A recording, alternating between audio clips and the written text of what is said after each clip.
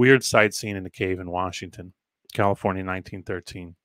Seattle, Washington, September 29th, John M. Gilmore and Robert Reed, woodsmen, came to Seattle to report they discovered the discovery of a gigantic cave in the heart of the Olympic Mountains in the northwest part of the state.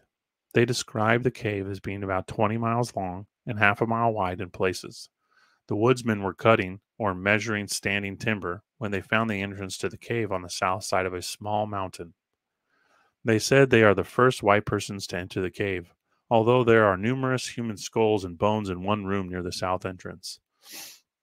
The entrance is high enough to permit a man to walk in direct.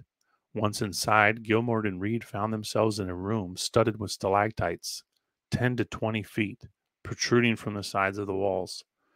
50 feet farther, the low room spread out into a court and another larger room with a high ceiling over the floor, and under the flat rocks ran myriads of lizards and snakes.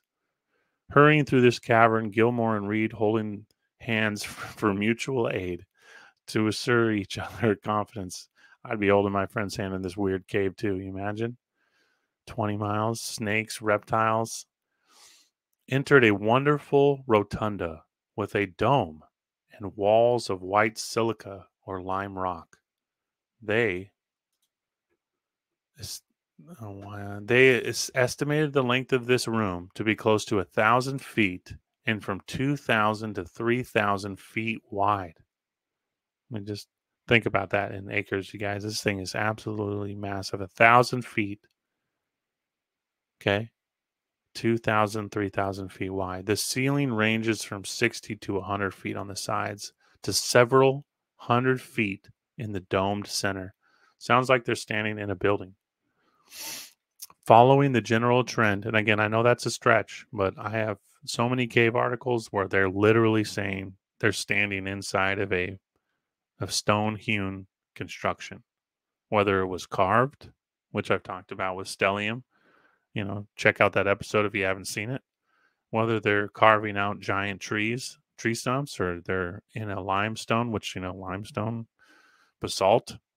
and basalt, they petrify a tree and you find it turns into limestone and basalt in a lot of places. Were we living in trees? I think that's definitely possible. Anyway, sorry.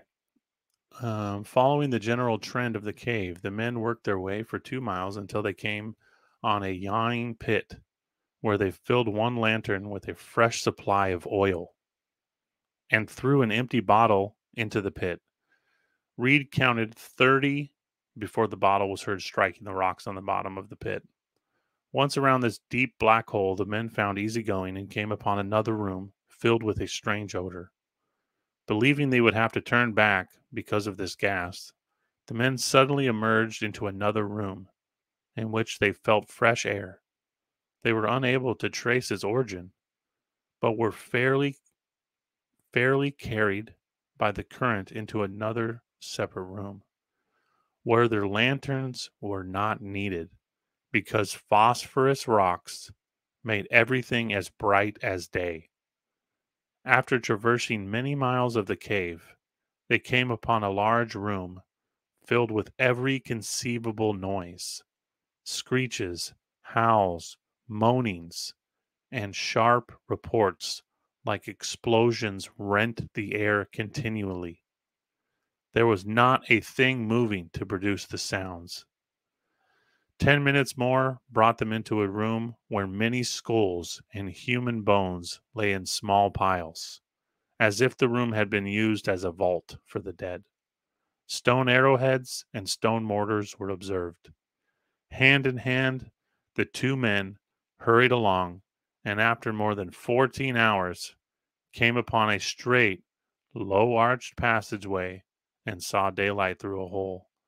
The hole was really the south entrance of the cave, and the discoverers found themselves in the mountains again and fully 20 miles from camp.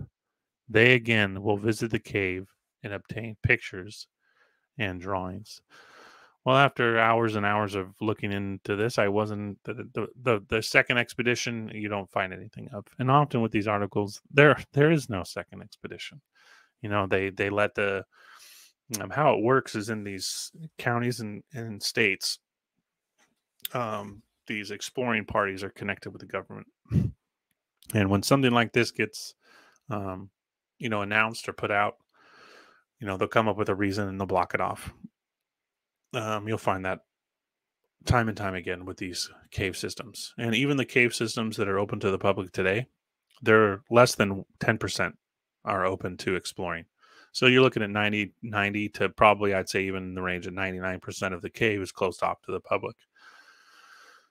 They say under the guise of safety, but, and still today in a lot of places, foreign countries, mostly third world countries, they're doing a lot of cave exploration, and you get a lot more good content about it because they're a little more open about it than the U.S. government. But I just wanted to share that because there are a lot of cave systems in Washington.